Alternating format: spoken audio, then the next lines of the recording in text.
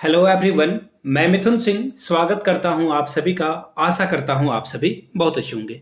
झारखंड पारा शिक्षक भर्ती 2024 के लिए नई नियमावली तैयार कर दी गई है। मैं आपको लोगों को बता दूं, नियमावली तैयार हो चुका है और ये नियमावली ऑफिशियल भी जो है पब्लिक डोमेन में आ चुका है। और इसी नियमावली के तहत हम लोग बात करेंगे कि टीचरों की जो भर्ती होने वाली है कॉन्ट्रेक्चुअल बेस पे, जिसे आप लोग झारखंड में पारा टीचर के तौर पर हम लोग जानते हैं समझते हैं। तो यहाँ पे इसकी योग्यता क्या होने वाली है, आयु इसका क्या होगा और आपको सैलरी यानी कि वेतन आपको जो है पर मंथ कितना मिलेगा। टोटल अगर मैं स्कूलों की संख्या को अगर जोड़ दूं, मिनिमम अगर मैं हर स्कूलों में 2 पारा टीचर की अगर मैं भर्ती को जोड़ूं तो लगभग जो है ये 45,000 के करीब जाएगा। और अगर बिल्कुल सरकार 100% ऑक्यूपेंसी के साथ जो है भर्ती कर दे तो ये संख्या लगभग जो है 75,000 से लेकर के 1 लाख के तक करीब जो है आपको देखने को मिल जाएगी। लेकिन सरकार इतनी भर्तियां करती नहीं है, आपको भी पता है, मुझे भी पता है। तो मैंने आपको बता दिया, देखो जो नोटिफिकेशन में इन्होंने लिख रखा है उसी के अकॉर्डिंग मैं सारी बातें करूंगा। अपने मन से कुछ भी बढ़ा चढ़ा कर बोलने की कोई जरूरत नहीं। डॉक्यूमेंटेशन आपको टेलीग्राम चैनल पर मिल जाएगा। टेलीग्राम चैनल का लिंक आपको नीचे कॉमेंट बॉक्स में दे दिया गया है, वहां से आप जुड़ सकते हो, या फिर डिस्क्रिप्शन बॉक्स में आपको टेलीग्राम चैनल का लिंक तो डेफिनेटली मिल ही जाएगा। तो मेक श्योर आप टेलीग्राम चैनल को ज्वाइन कर लीजिए, वहां पे इसकी पीडीएफ मिल जाएगी। बाय द वे, मैंने 1 to 5 का जो पेपर है वो सॉल्व करा दिया है। मैथमेटिक्स का पेपर कैसा पूछा गया है, कॉमन पेपर 3 की बात कर रहा हूं मैं। तो ये अगर आपका पेपर 3 जो है 6 to 8 का जिनका होने वाला है वो इस प्रीवियस ईयर क्वेश्चन पेपर को जरूर देख लें। जेटेट मेंस का जो एग्जाम हुआ है सहायक आचार्य का, वो पेपर आप जरूर देख लें। डिस्क्रिप्शन बॉक्स में भी इसका लिंक मैं दे दूंगा, आपके बहुत ये काम आने वाला है। अब चलिए वेट ए मिनट, ये तो आर्मी स्कूल की ये भर्ती मैंने आप लोगों को बता दी थी। अब ये देखो, ये रहा इसका नियमावली। एक एक करके जो है हम लोग इस नियमावली को समझने की कोशिश करेंगे और क्या क्या चीजें यहाँ पे आपको देखने को मिलेगी। ठीक है, अब देखिए यहां से आप देख पाओगे। सबसे पहले देख लीजिए, राज्य यानी कि झारखंड राज्य के सभी, झारखंड में 24 जिले आपको पता ही है, तो इन सभी 24 जिलों में जो पीआरटी स्कूल है यानी कि प्राथमिक स्कूल है, सबसे पहले आप समझ लो कि यहाँ पे जो प्राथमिक स्कूल है यहाँ पे शिक्षकों की भर्ती की जाएगी। सबसे पहले प्राथमिक स्कूलों में भर्ती की जाएगी। इसके अलावा आप यहाँ से देख लो, प्रत्येक विद्यालय में कम से कम एक जो है यहाँ पे जनजातीय भाषा या भाषा टीचर के रूप में जो है यहाँ पे बच्चों को रखा जाएगा। याद रखिएगा, घंटी आधारित सेवा आपसे ली जाएगी, यानी कि कॉन्ट्रेक्चुअल वैकेंसी, पारा टीचर की तरह वैकेंसी यहाँ पे आपको देखने को मिल जाएगी।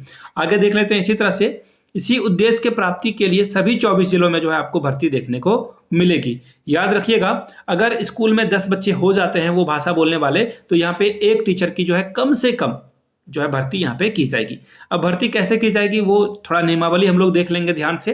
तो देखिए, सबसे पहले आपको यहाँ से दिखेगा, वेट ए मिनट, ये देखो, विद्यालय का चयन जो है सर्वेक्षण के आधार पर किया जाएगा। कैसे? इस योजना हेतु जिला स्तर पर जो है जिला शिक्षा अधीक्षक नोडल पदाधिकारी होंगे, यानी कि जो जिला के जो बीईओ हैं वही यहाँ पे सारा कारोबार देखेंगे। आगे देखिए, संबंधित प्रखंड शिक्षा प्रसार पदाधिकारी सर्वेक्षण हेतु विद्यालय के लिए बीआरपी और सीआरपी की जो टैगिंग करते हुए सर्वेक्षण का काम आरंभ करेंगे। सर्वेक्षण में यह सुनिश्चित किया जाएगा कि प्रत्येक विद्यालय की स्थलीय जांच की जाएगी, यानी कि धरातल पर उतरकर आपको काम करना होगा, एवं विद्यालय में 10 जो है कम से कम बच्चा जो है वो लैंग्वेज को बोलता है तो काम में लाया जाएगा। आगे देखिए, यदि सर्वेक्षण के क्रम में किसी विद्यालय में 1 से अधिक जनजातीय या क्षेत्रीय भाषा बोलने वाले विद्यार्थी पाए गए तो वहां पे जो है 2 शिक्षकों की भर्ती की जाएगी। एक नहीं, यहाँ पे 2, 1 से अधिक, यहां से आप देख लो, खुद ही आप देख लोगे, 1 से अधिक शिक्षक वहां पे चयनित किए जाएंगे। आगे देख लेते हैं, सर्वेक्षण के उपरांत जो प्रपत्र में जो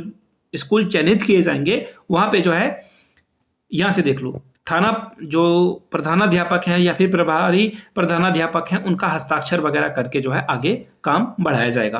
अब देखिए, इस जो कमेटी में जो है कौन कौन लोग शामिल होंगे और यहाँ पे शिक्षकों का जो है चयन किया जाएगा। उपायुक्त यानी कि डीसी यहाँ पे होंगे, अध्यक्ष होंगे इसके, उप विकास आयुक्त सदस्य होंगे, जिला शिक्षा पदाधिकारी सदस्य होंगे, जिला कल्याण पदाधिकारी सदस्य होंगे, उपायुक्त के द्वारा जो नामित जनजातीय भाषा या क्षेत्रीय भाषा के पदाधिकारी होंगे वो भी इसके सदस्य होंगे, जिला शिक्षा अधीक्षक सचिव होंगे यहाँ पे। ठीक है, तो इतने लोगों को यहाँ पे शामिल किया जाएगा। 6 लोगों के द्वारा जो है यहाँ पे तैयारियां की जाएगी। अब आगे देख लेते हैं कुछ और नियमावली के अलावा। यहाँ से देख लीजिए, जो प्रखंड स्तरीय चयन समिति होगा उसमें कौन कौन होंगे जो आपके स्कूल में जाएंगे, तो यहाँ से आप देख पाओगे प्रखंड विकास पदाधिकारी यानी कि जो बीडीओ साहब हैं उनकी बात की जा रही है यहाँ पे। प्रखंड शिक्षा प्रसार पदाधिकारी होंगे, प्रखंड शिक्षा पदाधिकारी होंगे। इसके अलावा जो प्रखंड मुख्यालय के उच्च विद्यालय के प्रधानाध्यापक होंगे वो भी यहाँ पे शामिल होंगे। प्रखंड स्तरीय अनुसूचित जनजाति के एक पदाधिकारी होंगे। और चयन के लिए देखिए क्या बातें यहाँ पे बताएगी, सबसे इंपॉर्टेंट है एलिजिबिलिटी क्या होना चाहिए वो यहाँ से आप देख लो। सबसे पहले उम्र सीमा के बारे में बात कर लेते हैं तो आपकी उम्र कम से कम 21 और मैक्सिमम 45, इससे अधिक नहीं होनी चाहिए। मिनिमम एज 21 और मैक्सिमम 45 यहाँ पे इन्होंने स्पष्ट रूप से लिख रखा है। ठीक है, चलिए आगे बढ़ते हैं और यहां से देख लो शैक्षणिक अर्हता यानी कि जो आपकी एलिजिबिलिटी है +2 में 45% अंकों के साथ उत्तीर्ण होना चाहिए। कम से कम आपने इंटर कर रखा है, आईए आईएससी कोई फर्क नहीं पड़ता, 45% अंक आपका जो है होना चाहिए। उपरोक्त अंकित विज्ञप्ति में जो है जनजातीय भाषा या क्षेत्रीय भाषा में उत्तीर्ण होना अनिवार्य होगा। अब देखिए पेज यहाँ पे फंसेगा, उसके बारे में भी बात करेंगे। पहले यहाँ देख लेते हैं मेरिट लिस्ट तैयार कैसे किया जाएगा। तो देखिए जिला स्तरीय समिति से जो चयनित स्कूल हैं उसमें जो अंतिम रूप से चयनित सूची के आधार पर प्रखंड स्तरीय समिति है उसके द्वारा जो है जनजातीय और क्षेत्रीय भाषा मास्टर के लिए विज्ञापन का प्रकाशन स्थानीय न्यूज़पेपर में किया जाएगा। उसके बाद जो है आधिकारिक वेबसाइट पर भी सूचना प्रकाशित की जाएगी। जैसे कि मैं देवघर से हूं तो आपको जो है देवघर.nic.in पर जो है इसकी सूचना मिल जाएगी। .nic.in पर आप जाओगे तो वहां पे जो छोटी मोटी वैकेंसी वगैरह आती है वहां से भी ये जो सूचना प्रकाशित की जाएगी। अलग अलग जिले के लिए ऑब्वियस सी बात है अलग अलग जगहों पे ये विज्ञापन आपको देखने को मिलेगा। इसके अलावा अब यहां से देख लीजिए जो अंक हैं 100 अंकों के आधार पर जो है आपका चयन किया जाएगा। अधिकतम अंक जो है 20 अंक यहाँ पे मैट्रिक के लिए दिए जा सकते हैं। इसके अलावा इंटरमीडिएट अगर आपने कर रखा है तो 30 अंक मिलेंगे। अगर आपने इंटर में जनजातीय भाषा या क्षेत्रीय भाषा से अंक लाया 10 अंक आपको मैक्सिमम मिलेंगे। ग्रेजुएशन के लिए 20 अंक और पीजी के लिए 10 अंक, और अगर आपने बीएड वगैरह कर रखा है या फिर डीएलएड कर रखा है तो 10 अंक आपको यहाँ पे मिलेगा। तो कुल 100 अंकों के आधार पर जो है आपका चयन यहाँ पे किया जाएगा। ठीक है, यहां तक सारी बातें क्लियर हो गई।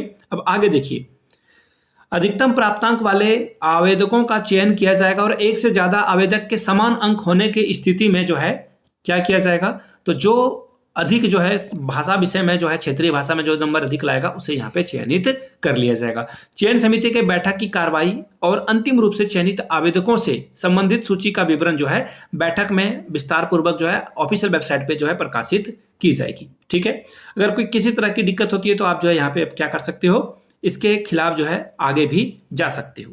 तो ये यहाँ तक बातें थी, यहाँ से यहाँ तक आप सारी बातें समझ गए होंगे और जल्द ही जो है आपको ये वैकेंसी देखने को मिलेगी। ऑब्वियस सी बात है सरकार इस पे जो है एक्टिवेटेड है। और यहाँ पे देखिए ये जो सैलरी है मानदेय के बारे में देख लेते हैं। मानदेय क्या होगा, तो प्रत्येक घंटे के लिए आपको 200 रुपए दिया जाएगा और अधिकतम 600 रुपए प्रति कार्य दिवस, यानी कि ज्यादा से ज्यादा जो है आप 3 पीरियड ही पढ़ा सकते हो स्कूलों में, 600 रुपए ही कमा सकते हो एक दिन में। आगे देखिए, और इसके अलावा जो है बताया गया है कि जो अप्रशिक्षित हैं जिन लोगों ने बीएड वगैरह नहीं कर रखा उनको सिर्फ 120 रुपए पर पीरियड के हिसाब से 360 रुपए दिया जाएगा। यानी बीएड वगैरह किया है आपने तो 200 रुपए, अगर नहीं किया है तो 120 रुपए के द्वारा आप जो है दिया जाएगा। और एक माह में अधिकतम जो है आप 25 दिन ही काम कर सकते हो। तो देखिए अगर हम लोग मान लेते हैं मैक्सिमम आपने 25 दिन काम कर लिया और आपको 200 रुपए पर डे के हिसाब से, अगर आपने रोज 3 पीरियड ले लिया तो 600 रुपए आपको जो है दे दिया जाएगा। तो 25 को आप 6 से मल्टीप्लाई कर दोगे तो यहाँ पे देखो क्या आ जाएगा, 15,000 रुपए से ज्यादा आप यहाँ पे नहीं कमा सकते हो। अगर गांव घर में आप रह रहे हो तो ठीक है, अदरवाइज ये सैलरी तो बहुत अच्छी सैलरी मैं नहीं मानूंगा, ये बहुत अच्छी सैलरी आपके लिए नहीं रहेगी। इसके अलावा जो है मूल्यांकन वगैरह भी आपका किया जाएगा समय समय पे, तो तलवार आपकी लटकी रहेगी गले पे कि कभी भी आपको नौकरी से निकाला जा सकता है। तो ये देखिए पारा टीचरों की भर्ती झारखंड में फिर से एक बार आई है, लेकिन झारखंड में जैसा कि आपने जैक बोर्ड से 10th या 12th किया है तो बहुत कम, आई रिपीट मिनिमम से मिनिमम यहाँ पे बच्चे यहाँ पे शामिल हो पाएंगे। मुझे तो लगता था कि छोटा सा एग्जाम ले लिया जाता, खोट्टा का हो, संथाली का हो, पंच परगनिया का हो, अगर एक एग्जाम लेकर यहाँ पे अगर भर्ती कराई जाती तो किसी तरह की कोई दिक्कत नहीं आती। आपकी क्या राय है नीचे कमेंट सेक्शन में जरूर बताइएगा। मिलते हैं किसी और वीडियो में किसी नई जानकारी के साथ। और इस पीडीएफ को डाउनलोड करने के लिए आप हमारे टेलीग्राम पे आ सकते हैं, जिसका लिंक आपको नीचे कमेंट बॉक्स में और डिस्क्रिप्शन बॉक्स में दे दिया गया। वीडियो को यहाँ तक देखने के लिए, प्यार देने के लिए आप सभी का बहुत बहुत शुक्रिया। पहली बार आए हैं तो चैनल को सब्सक्राइब करते हुए जाइएगा, इस वीडियो को लाइक करें, अपने दोस्तों के साथ इसे किसी व्हाट्सएप या फिर टेलीग्राम एजुकेशनल वाले ग्रुप में साझा कर दें, शेयर कर दें। Thank you so much.